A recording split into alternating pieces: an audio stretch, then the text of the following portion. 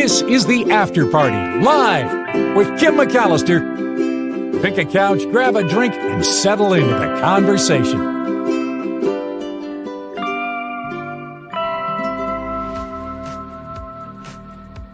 Welcome to the After Party Live. Boy, are we really late today. The Mark Thompson show went late, and it's my fault. I blame me. I knew it was going to be my fault at the beginning of the show, whatever went wrong, and that newscast was super long, so I kind of pushed us over.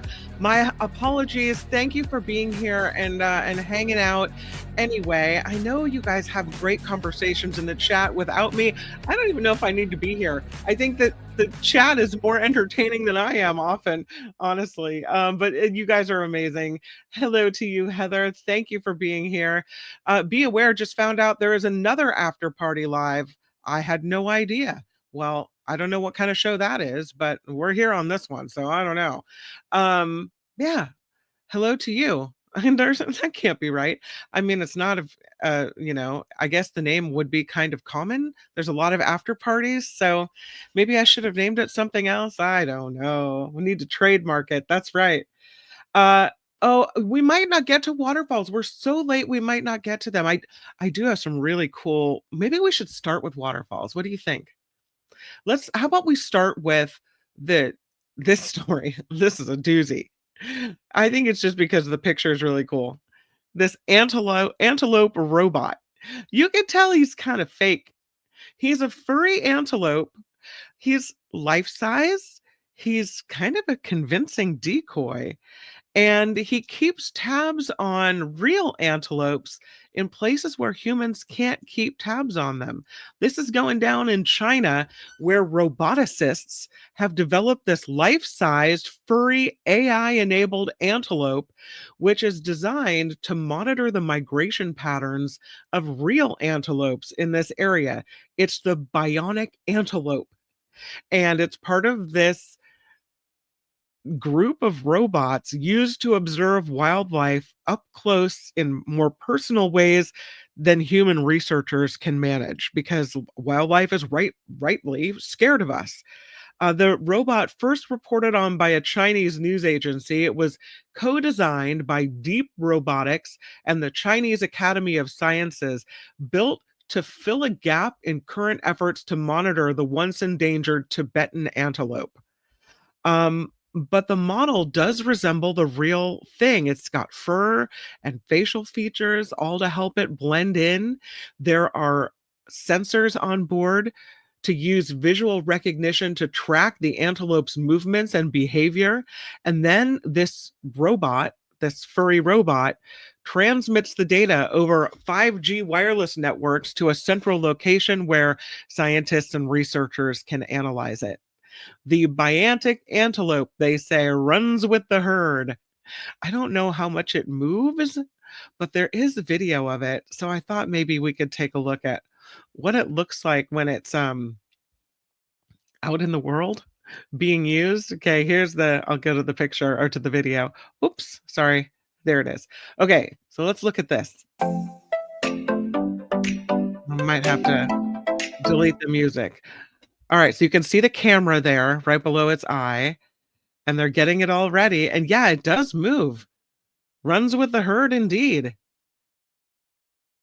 Hanging out with the real antelopes. I don't know if the real antelopes really respond well to it, but that's what's going on in China. And this may be a new moment in the way science works and the way biology works as far as research is concerned. I do want to do one other story before we get to our waterfalls, and that is about this guy. This guy is called a chiton. Is that how you say it? I think it's chiton. Yeah. And they say that this is a sea creature that has the Earth's hardest teeth. The chiton has teeth stronger than stainless steel. And because they've now discovered that the teeth on this thing are so hard, it could be used to maybe create a new generation of bio-inspired materials. These teeth mean business. They are the strongest biological material These chitons have teeth that are harder and stiffer than human tooth enamel and stainless steel. They are also wear resistant and magnetic. Look at that. The chitin grow new teeth every few days that are superior to metals used in industrial cutting tools, grinding media, dental implants, surgical implants, and protective coatings. Yet they're made at room temperature and with nanoscale precision. That, according to David Kilsalis, he's a professor of materials science and engineering at UC Irvine. He said we can learn a lot from these biological designs and processes. So he's the co-author of a study that just came out in the journal Science, where they used a large species of chitin that's most often found in the intertidal zones of the Pacific, right near the UC Irvine campus. And they found the mollusk's teeth are primarily made of magnetite nanorods, which is this magnetic mineral and a type of iron oxide, and also an organic material found on the United States northwest coast and off the coast of Hokkaido, Japan. So they studied how these proteins and these iron binding proteins move into their forming of teeth. It's super interesting. I have to show you. Oh, it's so weird and gross. Um, this picture shows the evolution of chitin teeth.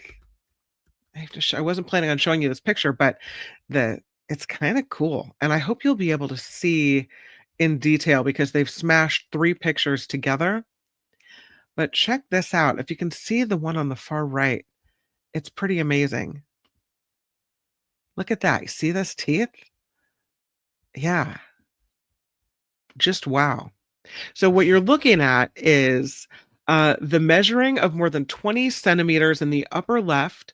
The middle panel on the top shows the underside of the chitin where its mouth is open, highlighting a super hard rock gnawing teeth arrayed in the chitin's mouth, the far right. The panel on the lower left shows the evolution of chitin teeth from light to dark, the darker color denoting the presence of hardening iron oxide in the tooth material, which is the whole point of this entire study. They found when they were doing this that these teeth use small nanoscopic tubules called microvilli to travel from the tissue around immature non-mineralized teeth and turn them into more mature mineralized teeth. Once they're inside, the proteins bind to scaffolds of chitin nanofibers. The large molecules dictate how the nanorods make up the teeth are built. At the same time, researchers say the iron from the surrounding tissue also enters the teeth where it attaches to a protein. And that allows the iron oxide that forms the magnetite nanorods to accumulate and eventually grow into the chitin's hard teeth. So that's how it all works out. According to this research team at UC Irvine, chitins in different regions around the world have the proteins indicating there's some convergent biological design in controlling iron oxide deposition. They're confirming that the chitin tooth formation holds important implications for the production of other advanced materials.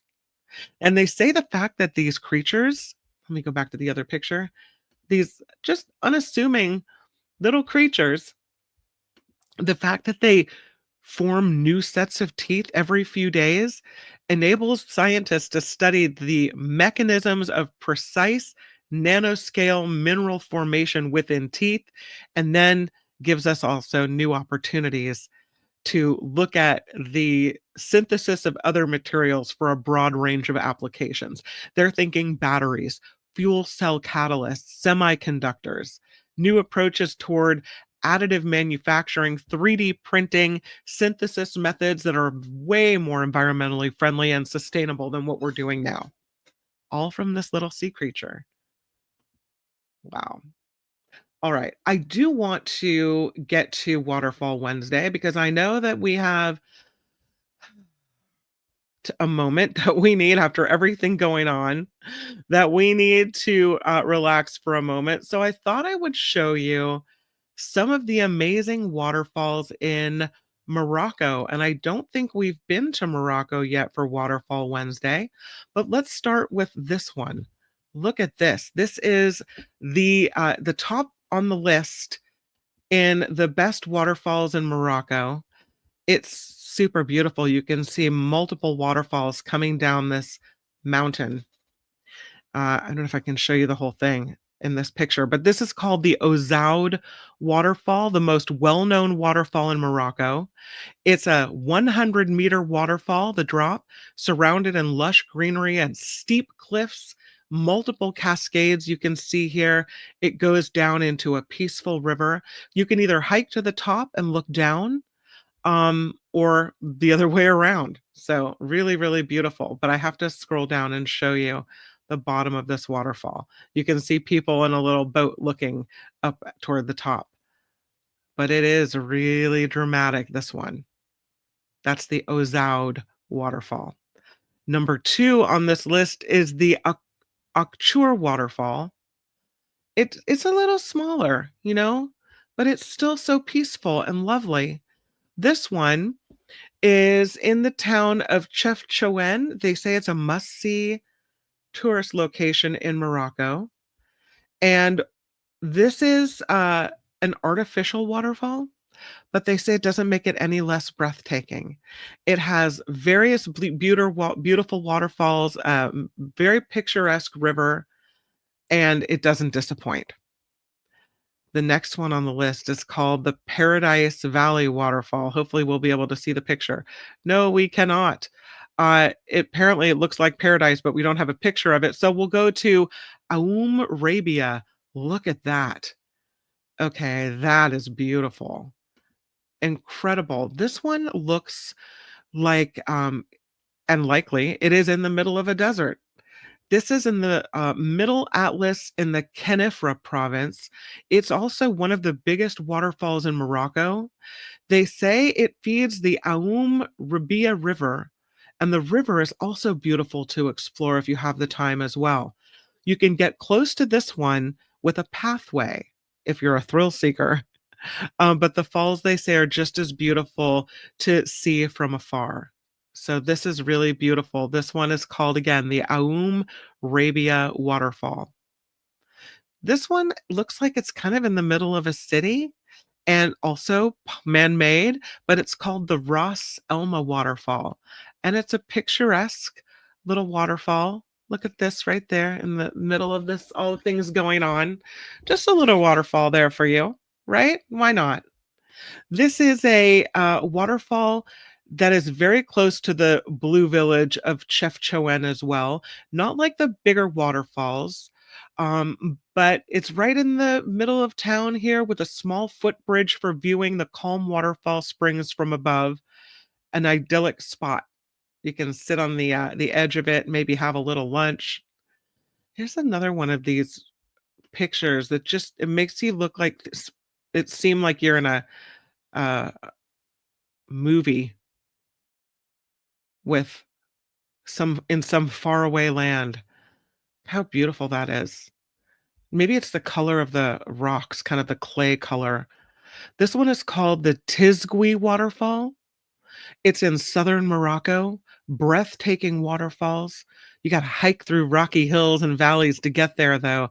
But they say it's very picturesque for picnics, for camping under the stars as well. It's a must-see. Surrounded by these orange cliffs and green foliage, you can swim and cool off in the river as well. And you can do that in the next waterfall. This one, look at that. And people down below, they brought their oranges for the day. They're hanging out. This one is called the Imlil waterfall, and it's right outside the small village of Imlil. They call it the Imlil Cascades locally, a beautiful sequence of waterfalls that can be taken in over a scenic walk. They say the nearby smaller villages are worth visiting as well if you're headed that way. It has dry periods from June to September, but it's still stunning. For the best experience, you got to see this one in the fall, like after September when the rains come, because they say in full flow it is absolutely incredible. Here's a look at that. So pretty. We'll move to our next waterfall. It's called the Imi in Ifri waterfall. And look at that. Let's scroll up. What a beautiful setting that looks like a little trickle. But they say it's not the most powerful waterfall in Morocco, but it is one of the most stunning because it's nestled in a high natural arch. And the rocky bridge was once a cave, now collapsed, making this waterfall fascinating. It's located near Demnate, and it can be visited on a day trip from Marrakech. They say it's best to hire a guide to go, but you can hear all about the legends associated with this waterfall and the large natural bridge as well. This one also so picturesque and beautiful. Check this out. This is a beautiful sight. It is the Imozer Agadir waterfall, a large waterfall near a Berber village of Imouzer. It's a high gushing waterfall with a turquoise pool that makes the spot really worth visiting, especially if you're a swimmer. You want to take a little dip in the pool. It's best, they say, to take a guided tour here because the journey offers views of gorges, valleys, palm groves, fir forests, and small mountains. And it's really great if you like to go off the beaten path. But imagine going through all that and getting to this amazing site. The next one is called the Sidi Mbarak waterfall. And there's not a lot of foliage in this one. This one you see, you got some growth around, even though the orange kind of colored rocks around it stand out. But check this one out. It's a little bit more stark. Still beautiful. This one is a low-lying waterfall surrounded by cliffs, sand dunes. There are some tall forests with climbing goats. So if you like sightseeing, this is a great spot for picnics as well. The nearby beaches are good for surfing or cooling off after seeing the falls. So there you go. That's our Waterfall Wednesday. I don't know what your favorite was. I'll scroll back through the pictures. We got the Mbarak waterfall.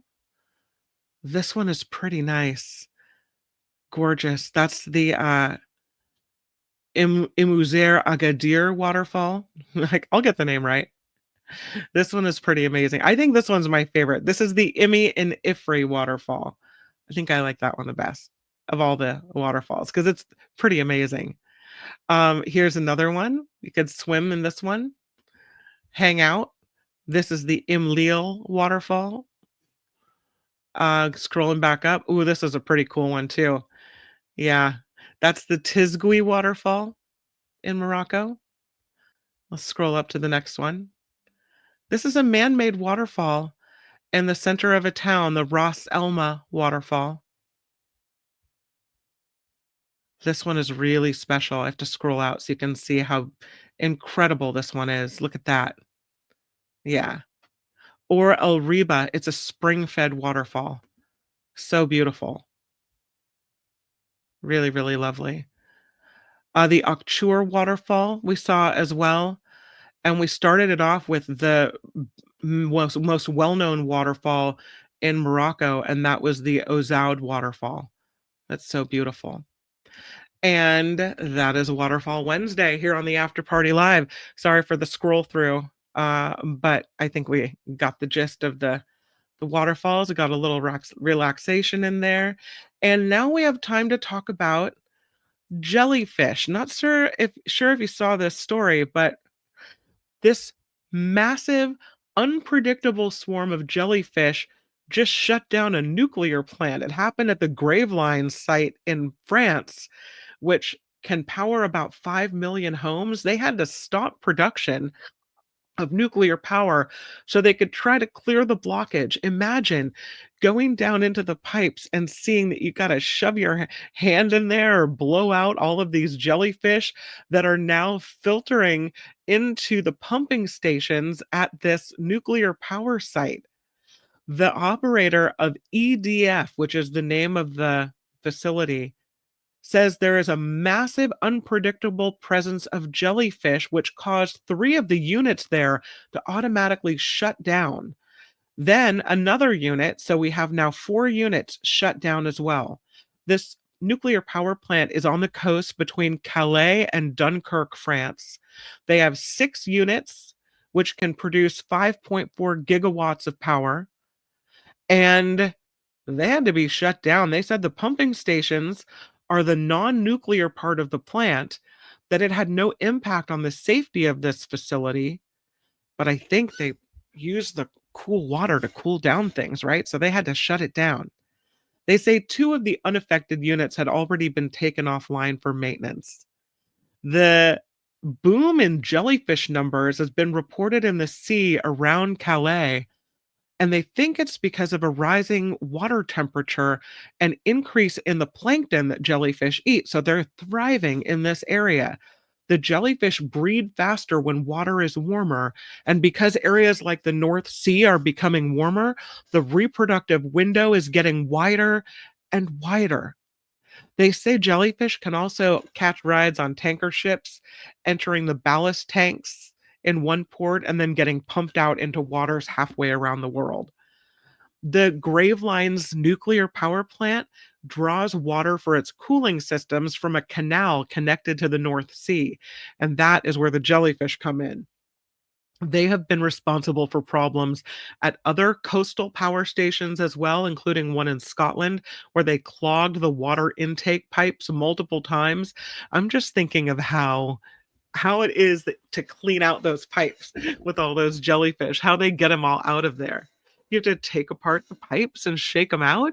You just kind of reverse blow air into the pipes and shoot the jellyfish out the other side, or do you have to reach in there and get them out? I don't know. But it's not the first time that jellyfish have been a problem at these coastal power plants. But I thought that was interesting. I have another story to present to you as well, and it is the lotto of the day.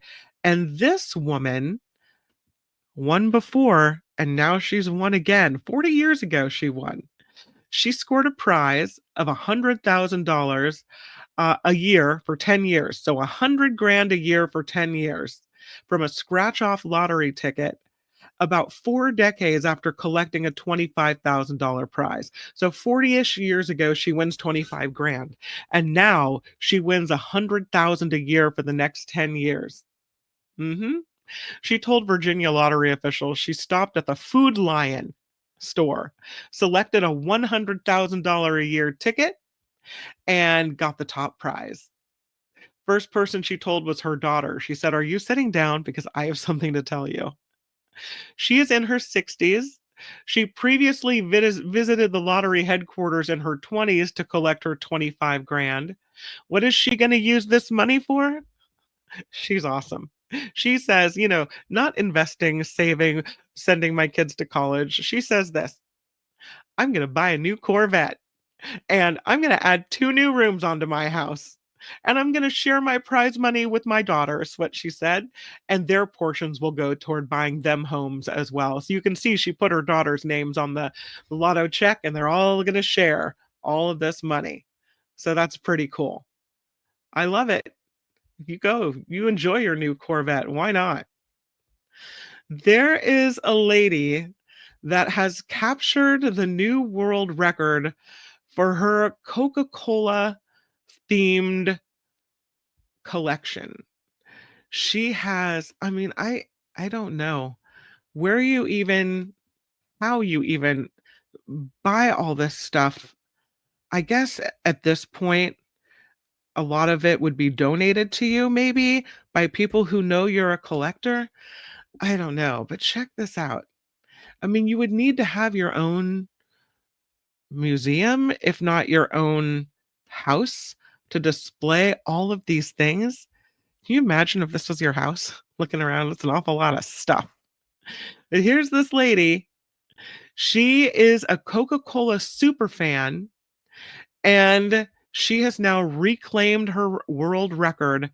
She lost it to another collector, and now she has it back again. Her name is Debbie Endicott, and she officially now has the world's largest collection of Coca-Cola memorabilia.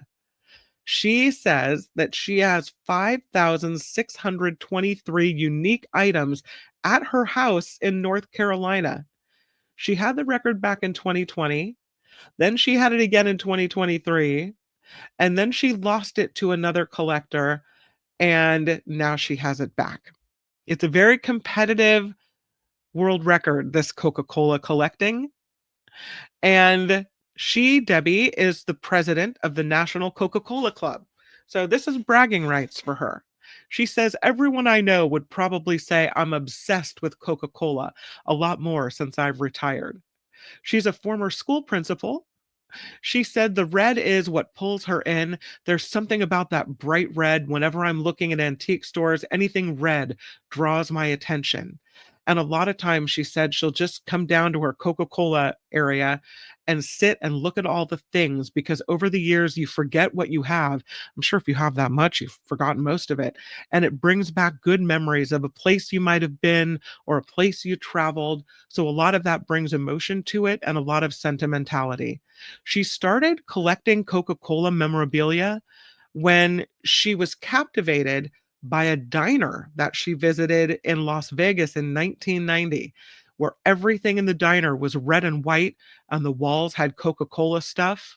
And it was in that during that trip she bought her very first Coca-Cola item, a rotating sparkling light, and flew home with it on her lap because she was so afraid would break. And since then she's gone Coca-Cola crazy. Everything you can imagine with the Coca-Cola logo on it, she has it. Her favorite items, she says, are a set of 188 advertisements that were printed in the National Geographic magazines between 1933 and 79. She focuses on Santa pieces from the early 1900s, and those are among her most prized possessions. This collection is so big, it occupies the entire basement of her house, as well as 2 bedrooms as well. She has all the bottles, all the stuff. Yeah. She said, and this is the funny part, her husband's father worked for Pepsi for many, many years. So in the beginning, it was a no-no to have a Coke and to have it in their household. But as her collection grew, her husband and his dad finally came to accept it and appreciate it. But she said they drink Coke in her house, not Pepsi. So, all right. There it is. That's quite the collection. Again, she has 5,623 unique Coca-Cola items in her basement and 2 bedrooms. That's a big commitment. I'm not willing to give up that much space in my house. I just can't do it. I'm sure there is a Coca-Cola museum, Nullifidian. I don't know. That's a lot. Susan says that makes her happy, but it would drive me crazy. Yeah, I need to have regular rooms. I can't have all that crap everywhere. I mean, I'm sure she doesn't think it's crap.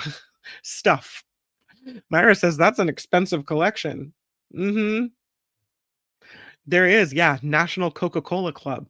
You have to really love it to be a club member. Coca-Cola signs everywhere. No. Oh, you say your ex had a huge collection like that? Yeah. She's the world champion now. She's got the record. So there she is, Debbie and all of her Coke things. Look at all that. Wow.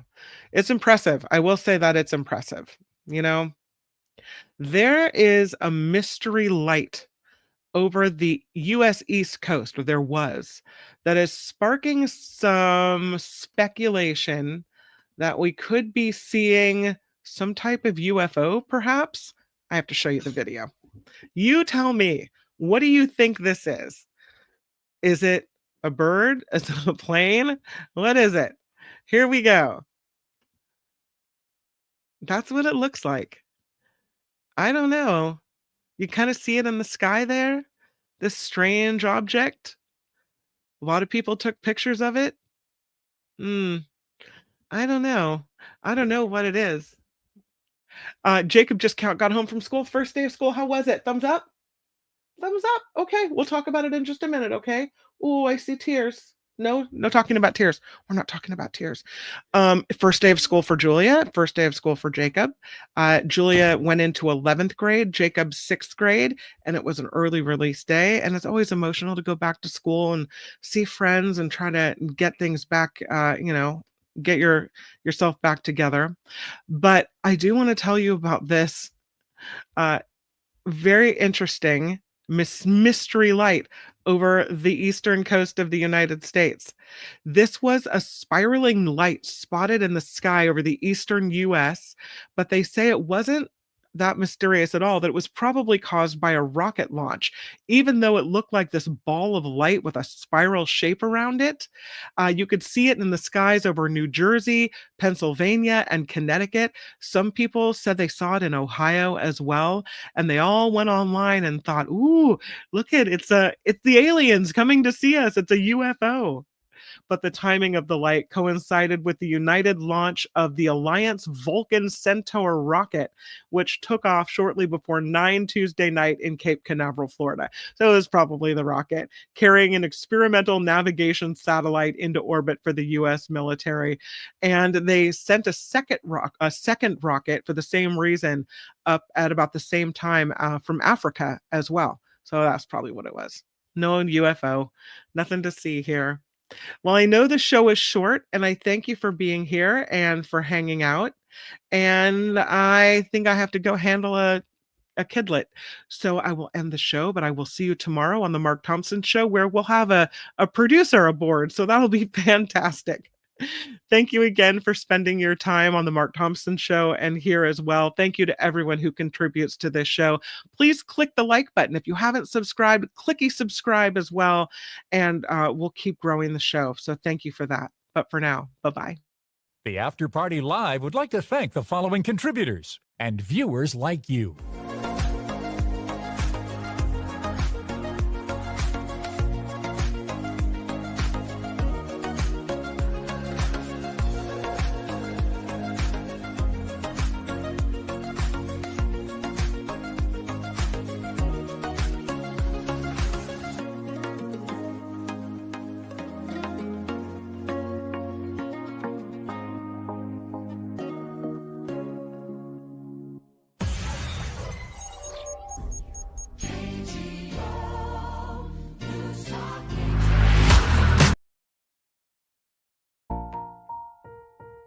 Sorry, that was the wrong song.